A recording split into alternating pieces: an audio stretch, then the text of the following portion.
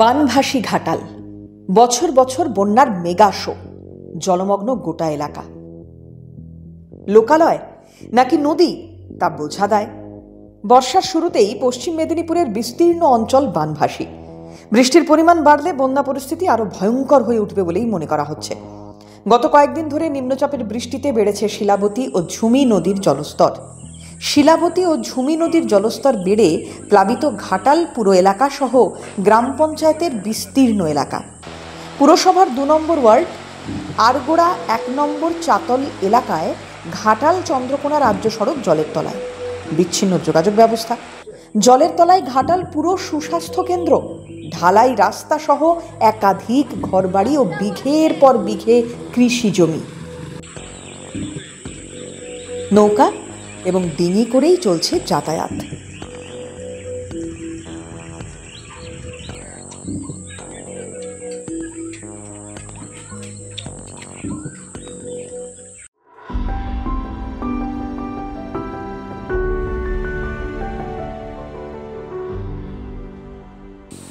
ইতিমধ্যে জল ছেড়েছে ডিভিসি।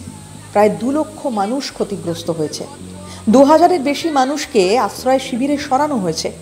ত্রাণ শিবির খোলা হয়েছে, যদিও ইতিমধ্যেই খুঁড়োর কল দেখাচ্ছে শাসক দল।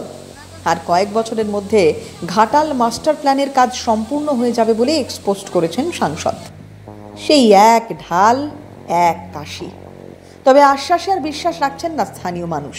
প্রতি বছরই একই পরিস্থিতিতে পড়তে হয় ঘাটালবাসীকে। দীর্ঘ বছর ধরে ঘাটাল মাস্টার প্ল্যানের কথা শুনে আসছেন। প্রতি বছরই বর্ষার সময় মাস্টার প্ল্যানের আলোচনা উঠে আসে রাজনৈতিক দড়ি টানাটানিতে।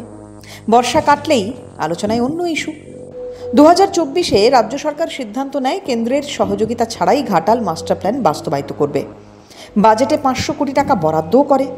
পরিকল্পনায় রয়েছে মোট ১৩০ কিলোমিটার নদী ড্রেজিং, বাঁধ নির্মাণ, ব্রিজ তৈরি, খাল কাটা, খালের সংস্কার, কৃত্রিম নদী তৈরির মতো বিষয়।